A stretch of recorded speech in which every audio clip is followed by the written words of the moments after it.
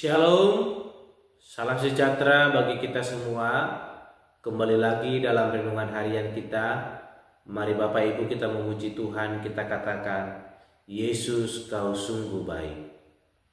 Yesus kau sungguh baik. Yesus namamu indah.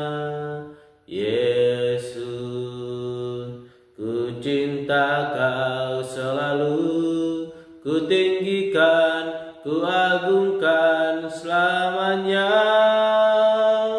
Ku mau memujimu, ku selalu pujimu. Ku mau menyembahmu, ku selalu sembahmu.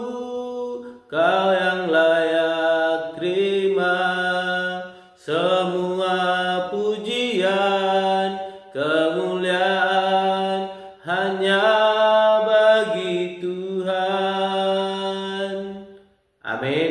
Mari Bapak Ibu kita membuka Alkitab kita dari kitab Amos pasal 6 ayat 1 sampai dengan 14. Demikianlah firman Tuhan dengan perikop rasa tentram yang palsu. Celaka atas orang-orang yang merasa aman di Sion, atas orang-orang yang merasa tentram di gunung Samaria, atas orang-orang terkemuka dari bangsa yang utama, orang-orang yang kepada mereka kaum Israel biasa datang. Menyeberanglah ke Kalne dan lihatlah, berjalanlah dari sana ke Hamat yang besar itu, dan pergilah ke Gat orang Filistin. Adakah mereka lebih baik dari kerajaan-kerajaan ini? Atau lebih besarkah daerah mereka dari daerahmu? Hai kamu yang menganggap jauh hari malapetaka, tetapi mendekatkan pemerintahan kekerasan, yang berbaring di tempat tidur dari gading dan duduk berjuntai di ranjang, yang memakan anak-anak domba dari kumpulan kambing domba, dan anak-anak lembu dari tengah-tengah kawanan binatang yang tambun, yang bernyanyi-nyanyi mendengar bunyi gambus, dan seperti Daud menciptakan bunyi-bunyian bagi dirinya, yang minum anggur dari bokor dan berurap dengan minyak yang paling baik, tetapi tidak berduka karena hancurnya keturunan Yusuf. Sebab itu sekarang mereka akan pergi sebagai orang buangan di kepala barisan, dan berlalulah keriuhan pesta orang-orang yang duduk berjuntai itu. Tuhan Allah telah bersumpah demi dirinya, demikianlah firman Tuhan Allah semesta alam. Aku ini keji kepada kecokakan Yakub, dan benci kepada purinya. Aku menyerahkan kota serta isinya, dan jika masih tinggal 10 orang dalam satu rumah, mereka akan mati. Dan jika pamannya membakar mayat itu, yang datang mengangkat dan mengeluarkan mayat itu dari rumah itu, bertanya kepada orang yang ada di bagian belakang rumah, adakah lagi orang bersama-sama engkau? Dan dijawab, tidak ada. Ia akan berkata, diam, sebab tidaklah patut menyebut nama Tuhan.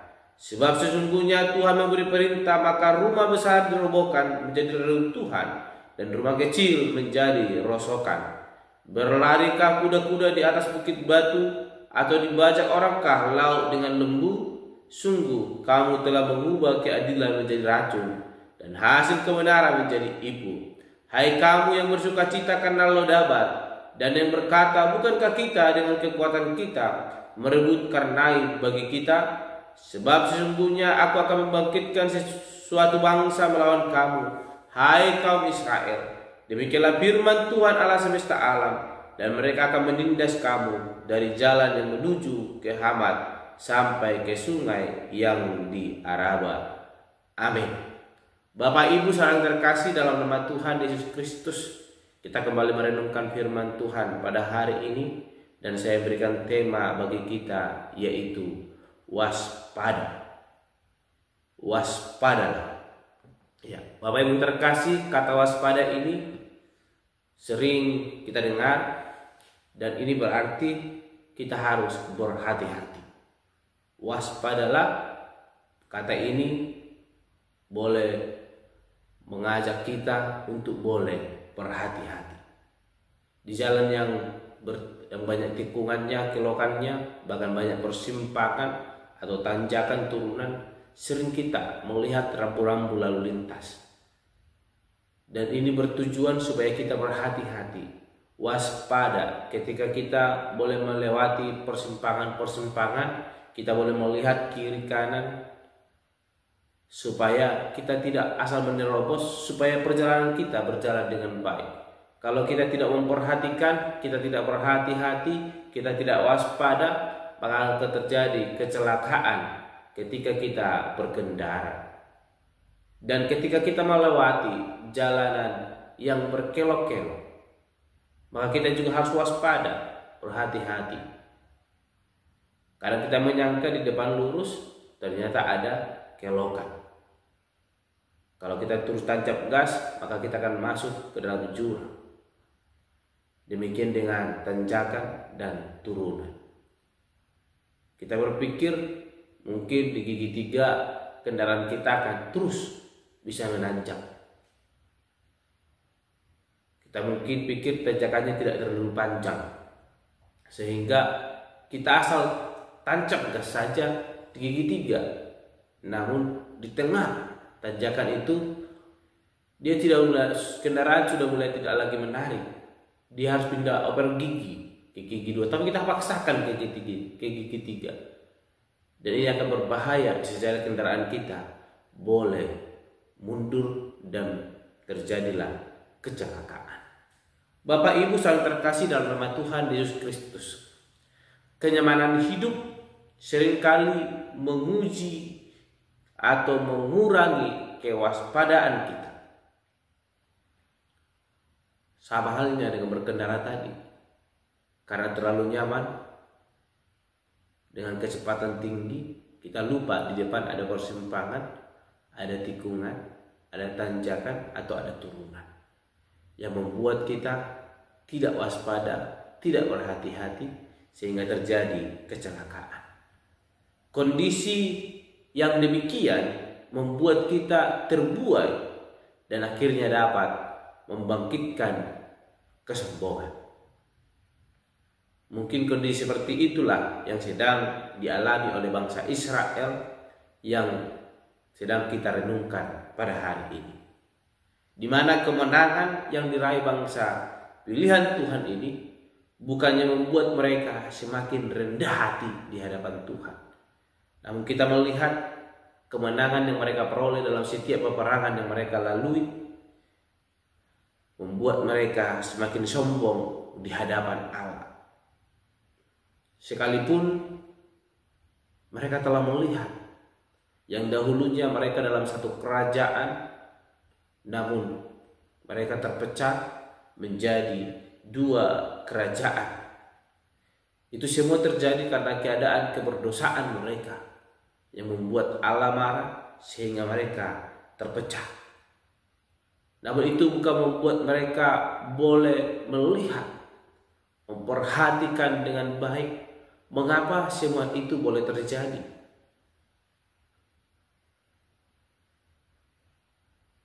Kesombongan terus merajalela karena tidak ada lagi kewaspadaan, kehati-hatian dalam diri mereka.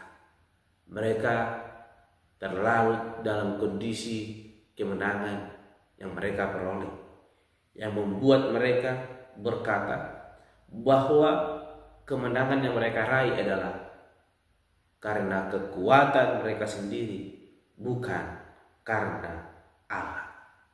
Sehingga mereka menganggap bahwa tidak ada malapetaka yang akan menimpa mereka. Dan hal ini membuat mereka tidak waspada, tidak berhati-hati, sehingga iblis menguasai hati dan pikiran mereka. Mereka mulai terlena dan meninggalkan jalan Allah. Sehingga melalui Nabi Amos, Allah memperingatkan bahwa akan ada hukuman atas kesombongan orang Israel. Dan dengan tegas Allah berfirman bahwa umatnya yang sedang menikmati masa keemasan itu akan menjadi bangsa buangan, di mana Allah akan membangkitkan bangsa lain untuk menghukum mereka, sehingga mereka mengalami penderitaan dan penindasan. Dan seperti saya katakan, semua itu karena kesombongan mereka, karena dosa mereka, karena ketidakwaspadaan mereka, sehingga mereka melakukan dosa di hadapan Allah. Sehingga firman Tuhan hari ini mau berkata kepada kita, saat kita merasa bahwa hidup kita aman-aman saja, sekalipun kita tidak taat kepada Allah,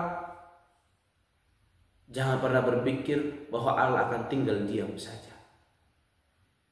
Ketika hidup kita merasa aman dalam keberdosaan, waspadalah, akan ada waktunya Allah akan menghukum kita.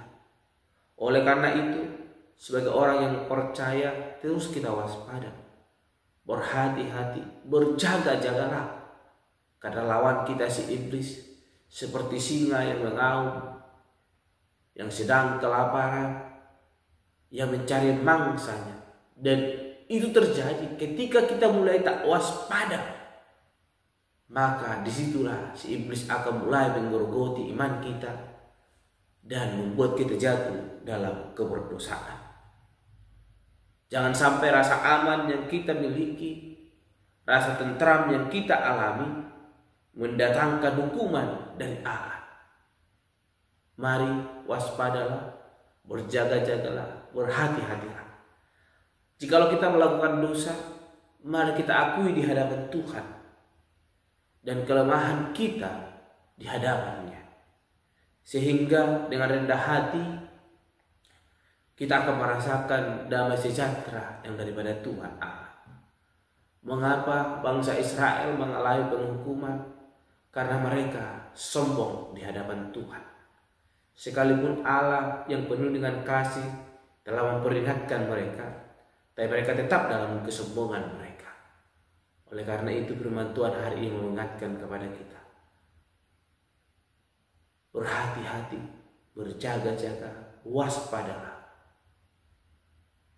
sehingga kita boleh terus melakukan kehendak Allah. Dan lewat itu kita semakin merendahkan diri kita di hadapan Tuhan, untuk boleh menikmati anugerah yang daripada Tuhan Allah, bukan penghukuman sebagaimana yang dialami oleh orang Israel akibat dari kesombongan mereka.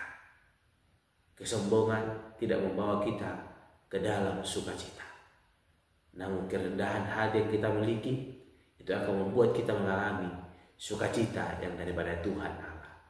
Waspadalah, berjaga-jagalah, maka kita akan boleh terus berada di dalam kehendak Allah dan menikmati kasih karunia-Nya. Amin. Mari kita berdoa. Bapa Surgawi, terima kasih untuk renungan firman Tuhan yang boleh kami renungkan hari ini, yang mengajarkan kami supaya kami boleh berjaga-jaga, waspada, berhati-hati di tengah-tengah kehidupan kami, supaya kami tidak terlena karena keamanan yang boleh kami rasakan membuat kami melupakan Allah. Namun ketika kami merasakan keamanan itu, kami semakin bersyukur kepada Tuhan, maka semakin merendahkan hati kami, sehingga kami boleh berada dalam koridor Allah dan menikmati kasih karunia daripada Tuhan Allah. Terpuji termulia nama Bapa. Dan setelah kami berdoa dan mengucap syukur dan berterima pada hari ini. Haleluya. Amin. Shalom Bapak Ibu.